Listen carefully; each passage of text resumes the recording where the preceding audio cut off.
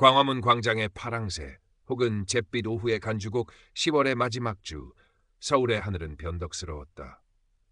금방이라도 비를 뿌릴 듯 낮게 드리운 잿빛 구름 사이로 간간히 햇살이 새어나왔지만 그마저도 힘없이 쓰러지곤 했다. 광화문 광장은 그런 날씨에도 아랑곳 없이 사람들로 붐볐다. 세종대왕 동상 앞에서 기념사진을 찍는 외국인 관광객들, 벤치에 앉아 담소를 나누는 노인들, 뭐가 그리 신나는지 깔깔거리며 뛰어다니는 아이들. 그 모든 소란함 속에서 유독 한 사람, 서한은 섬처럼 고립되어 있었다. 27. 여러 번의 탈색으로 푸석해진 분홍색 단발머리는 아무렇게나 질끈 묶여 있었고 귓바퀴와 입술에는 은색 피어싱이 번쩍였다. 낡고 커다란 검은색 후드티는 온갖 낙서 같은 그림과 문구로 뒤덮여 있었고 무릎이 찢어진 청바지 아래로는 때 묻은 워커가 보였다. 잔뜩 구겨진 백팩을 앞으로 맨 채 그녀는 초점 없는 눈으로 광장 한쪽 구석, 이제는 사용되지 않는 낡은 게시판 벽을 노려보고 있었다. 그 벽은 마치 그녀의 현재 심리 상태처럼 아무것도 게시되지 않은 채 텅 비어 회색빛으로 방치되어 있었다. 백팩 안에는 차가운 스프레이 페인트 몇 통이 서로 부딪히며 낮은 소리를 냈다. 파란색, 하얀색, 그리고 아주 약간의 노란색. 할머니가 가장 좋아했던 파랑새를 그릴 생각이었다. 작고 여리고 하지만 누구보다 자유롭게 하늘을 날던 파랑새. 몇 달 전 서아의 유일한 안식처였던 할머니가 세상을 떠났다. 갑작스러운 이별이었다. 병원 중환자실에서 할머니의 거친 숨소리를 들으며 서아는 아무것도 할 수 없었다는 무력감과 함께 뒤늦은 후회와 죄책감에 휩싸였다. 살아생전 좀 더 자주 찾아뵙지 못했던 것, 따뜻한 말 한마디 건네지 못했던 것들이 가슴을 쳤다. 할머니는 이 광화문 광장을 참 좋아했다. 젊은 시절 남편과 함께 와서 시위에도 참여했었고 어린 서아의 손을 잡고 나와 이순신 장군 동상을 보며 나라 사랑을 이야기하곤 했다. 할머니에게 이 광장은 단순한 공간이 아니라 삶의 중요한 기억들이 켜켜이 쌓인 곳이었다. 그래서 서아는 여기에 할머니가 가장 좋아했던 파랑새를 남기고 싶었다. 그녀 나름의 추모 방식이자 세상의 무관심과 억압에 대한 소심한 저항이었다. 누가 알아주지 않아도 좋았다. 그저 할머니에게 그리고 자기 자신에게 보내는 작은 위로였다. 하지만 현실은 냉정했다. 낙서 엄금, CCTV 작동 중. 빨간색 굵은 글씨로 쓰인 경고판이 눈에 가시처럼 박혔다. 그 옆으로는 제복을 입은 젊은 경찰관 박순경이 날카로운 눈빛으로 광장을 순찰하고 있었다. 갓 20을 넘긴 듯 떼떼어 보였지만 그의 각 잡힌 제복과 굳게 담은 입술에서는 어떤 타협도 용납하지 않겠다는 단호함이 느껴졌다. 저 멀리 한 무리의 일본인 관광객들 사이에서 중년의 남자가 낡은 필름 카메라로 광장의 풍경을 담고 있었다. 켄지. 서아는 그저 스쳐 지나가는 풍경의 일부일 뿐이었다. 짧은 망설임이 서아의 어깨를 눌렀다. 가슴이 미친 듯이 뛰기 시작했다. 이대로 돌아설까? 하지만 발길이 떨어지지 않았다. 오늘이 아니면 안 될 것 같았다. 그녀는 후드티 모자를 더 깊이 눌러쓰고 주변 시선을 애써 무시하며 목표 지점으로 빠르게 다가갔다. 떨리는 손으로 백팩을 열어 파란색 스프레이 페인트를 꺼냈다. 뚜껑을 여는 칙! 하는 소리가 유난히 크게 들리는 것 같았다. 이제 시작이었다. 서아가 낡은 게시판 벽에 파란색 페인트를 분사하려는 찰나였다. 등 뒤에서 낮고 단호한 목소리가 그녀의 움직임을 얼어붙게 만들었다. 멈추십시오. 지금 거기서 뭘 하는 겁니까? 박순경이었다. 그의 목소리에는 차가운 금속성이 어려 있었다. 서아는 온몸에 피가 싸늘하게 식는 것을 느꼈다. 심장이 발밑으로 쿵 떨어지는 것 같았다. 하지만 그녀는 움찔했던 어깨를 고추 세우고 반항적인 표정으로 천천히 돌아섰다. 눈앞에는 그림자처럼 다가온 박순경이 서 있었다. 그의 젊고 깨끗한 얼굴에는 어떤 감정도 읽히지 않았다. 오직 임무에 충실한 경찰관의 냉정함만이 가득했다. 박순경은 서아의 손에 들린 스프레이 페인트와 아직 아무것도 그려지지 않은 회색 벽을 번갈아 보았다. 그의 미간이 살짝 좁혀졌다. 신분증 제시해 주십시오. 지금 하려던 행동, 명백한 규정 위반입니다. 그의 목소리는 낮았지만 광장의 소음을 뚫고 서아의 귀에 명확히 꽂혔다. 서아는 입술을 비죽였다. 예술도 몰라요? 그리고 이건 그냥 낙서가 아니에요.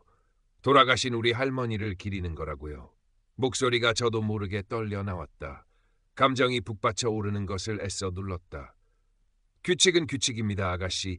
개인적인 사정은 알 바 아니나 공공기물을 훼손하는 것은 용납될 수 없습니다. 박순경의 대답은 기계처럼 차가웠다.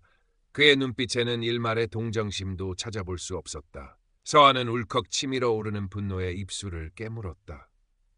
두 사람의 언성이 높아지자 주변을 지나던 관광객 몇몇이 호기심 어린 눈으로 그들을 쳐다보기 시작했다. 몇몇은 스마트폰을 꺼내들고 이 예기치 않은 구경거리를 촬영하려는 듯했다. 서한은 얼굴이 화끈거리는 것을 느꼈다. 수치심과 분노가 뒤섞여 머릿속이 하얗게 변하는 것 같았다. 당신들은 감정도 없는 로봇 같아요. 이게 얼마나 중요한 건지 당신 같은 사람은 절대 이해 못해. 서한은 거의 소리를 지르듯 외쳤다. 박순경은 눈 하나 깜짝하지 않았다. 아가씨의 감정은 존중합니다만 법은 지켜져야 합니다. 계속 이런 식으로 나오시면 공무집행 방해 혐의까지 추가될 수 있습니다. 그의 말은 얼음장처럼 차가웠고 서아의 마지막 희망마저 산산조각 내는 듯했다. 조금 떨어진 곳에서 켄지가 여전히 말없이 이 광경을 지켜보고 있었다. 그의 낡은 필름 카메라 렌즈가 때로는 서아를, 때로는 박순경을, 그리고 때로는 그들을 둘러싼 군중을 향했다.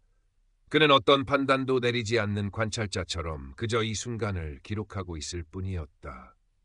박순경은 서아를 공공기물 훼손 현행범으로 경찰서에 인계하겠다고 통보했다. 그는 서아의 팔을 잡으려 손을 뻗었다. 서아는 기겁하며 그의 손을 뿌리쳤다. 내 몸에 손대지 마요. 격렬하게 저항하는 과정에서 그녀가 앞으로 메고 있던 백팩이 바닥으로 떨어졌다. 둔탁한 소리와 함께 가방 안의 내용물들이 와르르 쏟아져 나왔다. 스케치북 몇 권, 반쯤 부서진 헤드폰, 색이 바랜 파우치, 그리고 작고 낡은 사진 한 장. 사진 속에는 젊은 시절의 할머니와 대여섯 살쯤 되어 보이는 어린 서아가 덕수궁 돌담길을 배경으로 환하게 웃고 있었다. 할머니의 주름진 눈가에는 따뜻한 사랑이 가득했고 서아는 세상 모든 행복을 다 가진 아이처럼 해맑았다. 그 사진을 보는 순간 서아의 모든 저항이 거짓말처럼 멈췄다. 단단하게 세웠던 방어벽이 와르르 무너져 내렸다. 그녀는 힘없이 그 자리에 주저앉았다. 그리고 어린아이처럼 서럽게 울기 시작했다. 할머니, 보고 싶어요. 너무 늦어서 미안해요, 할머니. 억눌렸던 슬픔과 죄책감, 세상에 대한 원망과 자기 자신에 대한 연민이 한꺼번에 터져나와 멈출 수가 없었다. 분홍색 머리카락이 눈물에 젖어 뺨에 달라붙었다. 광장의 모든 소음이 멀어지고 오직 자신의 울음소리만이 귓가에 가득했다. 예상치 못한 서아의 행동 변화와 절규에 박순경은 명백히 당황한 기색이었다. 그의 반듯했던 미간이 혼란스럽게 구겨졌고 굳게 다물렸던 입술이 살짝 벌어졌다. 그의 무표정했던 젊은 얼굴에 놀라움과 아주 희미한 연민, 그리고 무엇보다 직업적인 혼란감이 복잡하게 스쳐 지나갔다. 그는 잠시 아무 말도 하지 못하고 우뚝 서서 울고 있는 서아를 내려다볼 뿐이었다. 주변을 둘러싸고 있던 관광객들도 숙연해졌다. 몇몇은 안타까운 표정으로 수근거렸고 스마트폰을 들고 있던 손들도 슬그머니 내려갔다. 그때였다. 조용히 상황을 지켜보던 켄지가 천천히 다가왔다. 그는 아무 말 없이 서아의 옆에 무릎을 꿇고 앉아 자신의 주머니에서 깨끗하게 접힌 하얀 손수건을 꺼내 그녀에게 건넸다. 그리고 바닥에 떨어진 낡은 사진을 조심스럽게 주워 그녀의 축축한 손 위에 가만히 올려주었다. 그의 눈빛은 깊고 따뜻했다. 그는 다시 아무 말 없이 일어나 한 걸음 뒤로 물러섰다. 그의 행동에는 어떤 강요도, 어떤 판단도 없었다. 그저 조용한 위로와 인간적인 연민만이 담겨 있을 뿐이었다. 박순경은 흐느끼는 서아와 그녀의 손에 들린 낡은 사진과 조금 떨어진 곳에서 여전히 침묵을 지키고 있는 켄지와 그리고 자신을 주시하는 수많은 군중의 눈들을 차례로 응시했다. 그의 머릿속은 하얗게 비어버린 것 같기도 했고 반대로 수만 가지 생각들이 뒤엉켜 폭풍처럼 몰아치는 것 같기도 했다. 규정대로 처리해야 한다. 그의 이성이 단호하게 외쳤다. 공공장소에서의 소란, 공공기물 훼손 시도, 명백한 위법 행위다. 하지만 동시에 가슴 한구석에서 다른 목소리가 들려왔다. 저 아가씨는 지금 도움이 필요하다. 저건 단순한 반항이 아니라 깊은 슬픔의 표현이다. 그는 경찰학교에서 배운 모든 규정과 원칙들을 떠올렸다. 그리고 얼마 전 돌아가신 자신의 할아버지 생각도 문득 스쳐 지나갔다. 엄격했지만 누구보다 자신을 아껴주셨던 할아버지. 장례식장에서 목 놓아 울던 자신의 모습이 서아의 모습과 겹쳐졌다. 짧지만 강렬한 내적 갈등의 순간이었다. 그는 자신도 모르게 깊은 한숨을 내쉬었다. 그리고 마침내 결정을 내린 듯 입을 열었다. 그의 목소리는 여전히 사무적이었지만 이전의 냉랭함은 사라지고 현저히 낮고 부드러워져 있었다. 아가씨, 일단 진정하시고 일어나십시오. 여기서 계속 이러시면 다른 분들께도 방해가 됩니다. 그는 서아를 강제로 일으켜 세우려 손을 내밀지는 않았다. 대신 그녀가 스스로 감정을 추스를 시간을 주는 듯 잠시 기다리는 자세를 취했다. 그리고는 주변을 둘러싼 관광객들을 향해 낮은 목소리로 하지만 단호하게 말했다. 다들 해산해 주십시오. 별일 아닙니다. 그의 말에는 미묘한 무게감이 실려 있었다. 그는 더 이상 서아를 추궁하거나 연행하려는 의사를 보이지 않았다. 그의 행동은 명백히 규정 위반자에 대한 선처였고 어쩌면 직무유기에 해당할 수도 있는 위험한 결정이었다. 서아는 눈물로 흐릿해진 눈을 들어 박순경을 올려다보았다. 그의 젊은 얼굴엔 여전히 복잡한 표정이 어려 있었지만 더 이상 차가운 냉대감은 느껴지지 않았다. 놀라움과 혼란스러움 그리고 아주 작은 고마움이 그녀의 가슴 속에서 뒤섞였다. 서아는 켄지가 건네준 하얀 손수건으로 눈가를 조심스럽게 닦고 천천히 자리에서 일어섰다. 다리에 힘이 풀려 휘청거렸지만 애써 균형을 잡았다. 쏟아진 가방 속 물건들을 주섬주섬 챙겨 넣었다. 파란색 스프레이 페인트는 여전히 그녀의 손에 들려 있었다. 박순경은 그녀가 모든 것을 정리할 때까지 말없이 기다려주었다. 그리고 마침내 그녀가 고개를 들자 낮고 단호하지만 어딘가 인간적인 감정이 실린 듯한 목소리로 마지막 경고를 건넸다. 오늘은 이만 돌아가시는 게 좋겠습니다. 그리고 다시는 이런 행동은 하지 마십시오. 이곳은 많은 사람들이 함께 이용하는 공간입니다. 그의 말에는 꾸짖음보다는 안타까움과 약간의 당부가 섞여 있는 듯했다. 서아는 아무 말 없이 고개를 한번 깊이 숙였다. 그것이 사과의 의미인지 아니면 그저 체념의 표현인지는 알 수 없었다. 그녀는 손에 들고 있던 스프레이 페인트를 말없이 팩팩 깊숙이 밀어넣고 켄지를 향해 다시 한번 작게 고개를 까딱한 뒤 무거운 발걸음을 옮겨 광장을 빠져나가기 시작했다. 그녀의 분홍색 머리카락이 차가운 가을바람에 흩날렸다. 어깨는 축 처져 있었지만 얼굴에는 격한 감정이 지나간 후의 탈진과 함께 아주 작은 안도감 혹은 어떤 생각의 실마리를 잡은 듯한 미묘한 표정이 스쳐 지나갔다. 어쩌면 그녀는 오늘 파랑새를 그리는 데는 실패했지만 그보다 더 중요한 무언가를 얻었을지도 몰랐다. 박순경은 서아가 인파 속으로 완전히 사라질 때까지 그 자리에 서서 그녀의 뒷모습을 잠시 바라보았다. 그의 젊은 얼굴에는 다시금 경찰관으로서의 무표정함이 드리워졌지만 눈빛 깊은 곳에는 이전과는 다른 깊은 생각에 잠긴 듯한 그림자가 어른거렸다. 그는 짧게 한숨을 내쉬고는 다시 자신의 순찰 구역으로 발걸음을 옮겼다. 그의 걸음은 여전히 절도 있었지만 어딘지 모르게 조금은 무거워 보였다. 그가 서아가 낙서하려던 낡은 게시판 벽을 스쳐 지나갈 때 아주 짧은 순간이었지만 그의 시선이 그곳에 머물렀다. 텅 빈 회색 벽. 어쩌면 그는 그곳에 그려질 뻔했던 파랑새를 상상하고 있었을지도 모른다. 규칙이 전부가 아닐지도 모른다. 그의 마음속에서 아주 작은 목소리가 속삭이는 듯했다. 켄지는 두 사람의 모습이 완전히 사라진 후에도 한동안 그 자리에 서 있었다. 그는 아무 일도 없었다는 듯 다시금 일상의 소란스러움을 되찾은 광화문 광장의 풍경과 멀어져가는 박순경의 뒷모습을 자신의 낡은 필름 카메라에 천천히 담았다. 찰칵, 셔터 소리가 낮게 울렸다.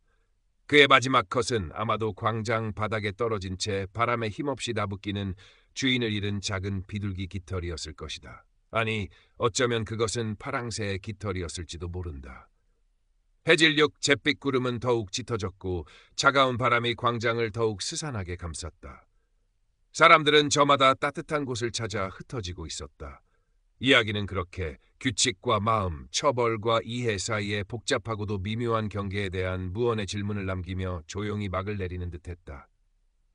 며칠 후 서아는 자신의 작은 자취방 창가에 앉아 있었다. 밖에는 가을비가 추적추적 내리고 있었다. 그녀의 책상 위에는 할머니의 낡은 사진과 함께 작은 스케치북이 펼쳐져 있었다. 그리고 그 위에는 서툰 솜씨지만 정성스럽게 그려진 파랑새 한 마리가 금방이라도 하늘로 날아오를 듯 생생하게 그려져 있었다. 파란색 몸통에 하얀색 패, 그리고 아주 약간의 노란색 뿌리. 그녀는 더 이상 광장의 벽에 그림을 남기려 하지 않았다. 대신 그녀는 자신의 마음속에 그리고 할머니와의 추억 속에 그 파랑새를 새기고 있었다. 그림을 그리는 그녀의 눈빛은 이전의 분노나 슬픔 대신 잔잔한 평온함과 함께 아주 희미한 미소가 어려 있었다. 어쩌면 세상은 여전히 역 같을지 몰라도 아주 가끔은 괜찮은 구석도 있는 건지도 모른다고 그녀는 생각했다. 창밖의 빗소리가 그녀의 작은 방을 부드럽게 감싸고 있었다.